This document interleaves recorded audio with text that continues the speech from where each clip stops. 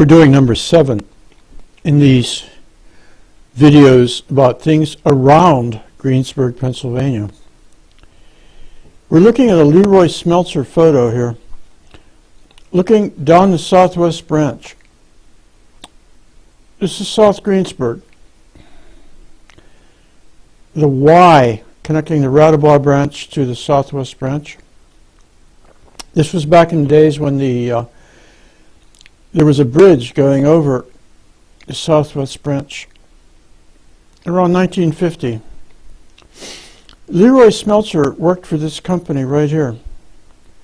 It was called ITE then, but it started out as a company named Railway and Industrial Engineering Company, RIECO.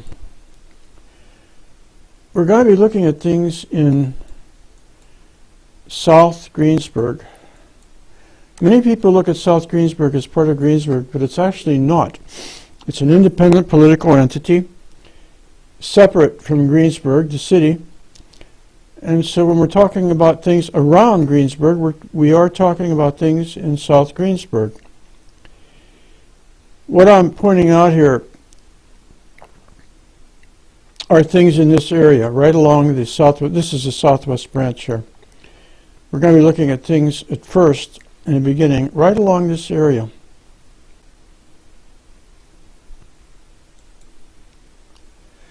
This over here, these are the railroad tracks that I was pointing out. This is RICO. This is where it began, in this building right here. Fairview Avenue, South Greensburg, 819 going south, and so on. Now we're looking at buildings that were here once upon a time and are now totally gone. This building in the foreground was Isaac Cornet Steel. They were making what we now think of as stainless steel. A person who was in charge of melting the metal here was a guy named Farewell Skidmore. And he has left, as memory of his being here, a hill called Skidmore Hill and roads called Skidmore Road and Skidmore Drive. Right up north of that, this thing in yellow was called Hotchkiss Bolt and Nut Company. They were making bolts and nuts, a very loud and noisy operation it was. Now, this thing on the far left in red, that was called the Greensburg Glass Company when they first opened. They were making not window glass, but the accoutrements of a well-set table. The things that courtesy and civility would demand on a nice, well-set table. All right, this yellow area that we're looking at, I'll go backwards and show you what that was. This glass factory back here, this is what I'm pointing out, the location of that's gone. It perished in a huge fire in 1901. All those buildings that I showed you previously are now gone. What we're looking at right now is or are the things that are there right now. South Greensburg, South Main Street, the Y for the Radabaugh branch, the southwest branch. This is now called ABB, an outfit that's in the power transmission department, as was the original place there. RICO, Railway and Industrial Engineering Company. This was part of my attempt to try to figure out what happened in this little section of South Greensburg. A lot of things happened there very quickly, from around 1890 to about 1910. These buildings in yellow were what were there in 1915. You can see I've outlined the original glass factory that sat there and was burnt down in 1901. What I've shown here, this whole complex, is the complex of industrial structures that are there now. right north of Theobald Avenue. It had gone by the name of Gould, ITE, Railway and Industrial Engineering Company, and ABB.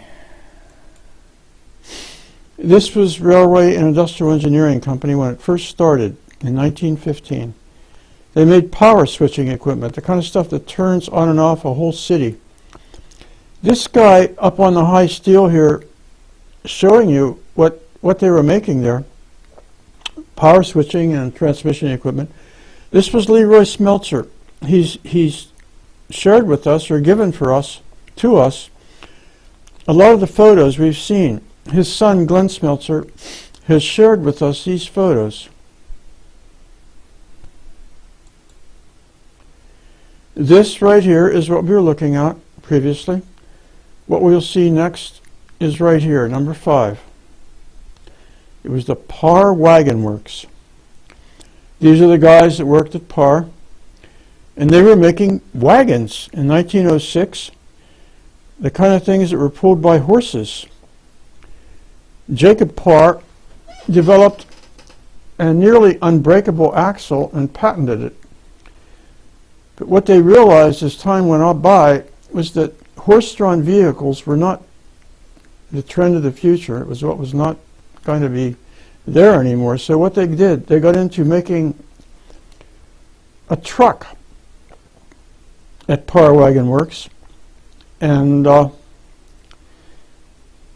would have to tell you that if the truck was something that was long-lasting, Parwan Works would not have gone out of business in 1912, which they did, and it became the Greensburg Swing Company. That's what's there right now. That building is still there, and it warehouses electrical equipment. We go now to about 1912. This was Walworth Valves. This is Huff Avenue coming across. This is a southwest branch coming down, and the Y going out to the Radabaugh branch. What we're going to see is there are areas that were used for circuses when circuses came to town and set up. And this is how it started. They would unload, and one of the important things to unload were the elephants, because they could not have ever set up the big top without the elephants. These guys were the ones who had the strength to pull up the poles and the circus tent itself. When I lived in Greensburg, a lady named Dorothy Davy lived next to me, and she remembered that her dad would bring her down, her and her siblings, down in the morning when the circus was setting up, and they would be so amazed that the elephants would, with big ropes, they would pull up the poles of the big top, and that was how they got the thing up.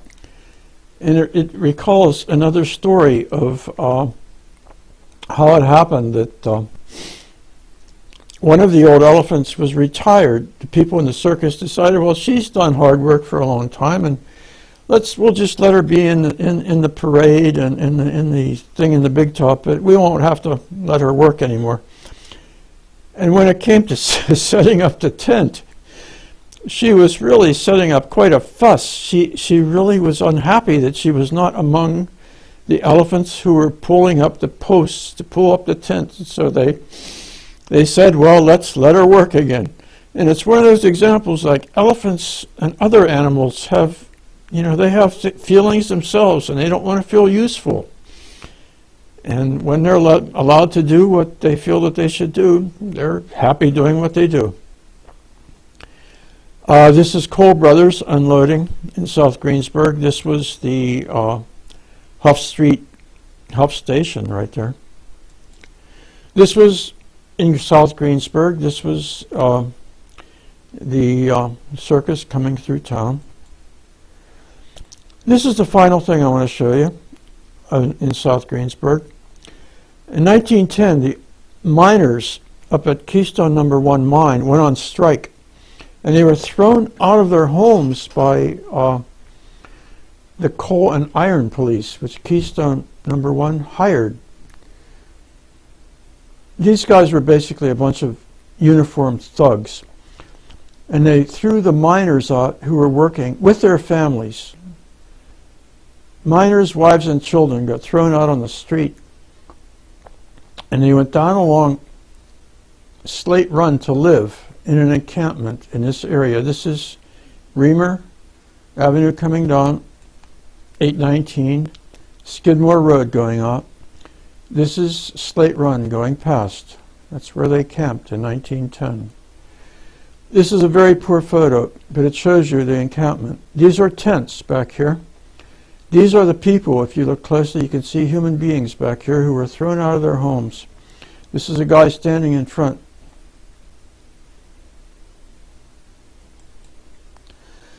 This is looking down on that scene. This is the encampment of the miners.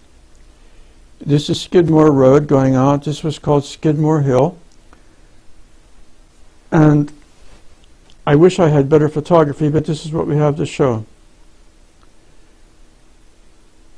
This is the end of this one right now. And we're going to say so long until next time. Until the next one, I'll show you Keystone #1 mine, the people who threw their workers out of their homes. That's the #1 mine. Bye now. We'll see you.